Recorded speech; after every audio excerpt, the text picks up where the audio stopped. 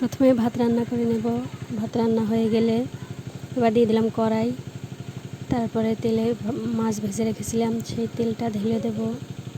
তারপর দিয়ে দিলাম পেঁয়াজ বাটা, দিয়ে দিলাম মরিচের গুঁড়ো, দিয়ে দিলাম হলুদের গুঁড়ো, দিয়ে দিলাম পরিমাণ মতো লবণ। তারপরে ভালোভাবে কষিয়ে নেব। কষানো হয়ে গেলে দিয়ে দেবো পরিমাণ মতো পানি, দিয়ে মাছগুলো দিয়ে দেব, দিয়ে কিছুক্ষণ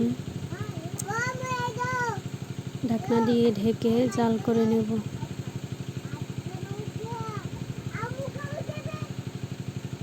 জাল করে নিলেই রেডি আমাদের ইলিশ ভুনা।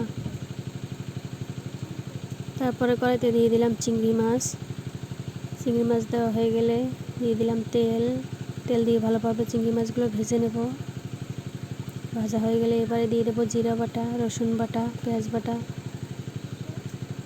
তারপরে দিয়ে দেবো মরিচের গুঁড়ো, দিয়ে দেবো হলুদের গুঁড়ো, তারপরে দিয়ে দেবো পরিমাণ মতো লবণ, দিয়ে ভালোভাবে কষিয়ে নেব। কষানো হয়ে গেলে দিয়ে দিলাম পানি দেওয়া হয়ে গেলে এবার লাউগুলো এক এক করে দিয়ে দেব, দিয়ে কিছুক্ষণ জাল করে নেব। এই যে আমাদের লাউ প্রায় রান্না রেডি।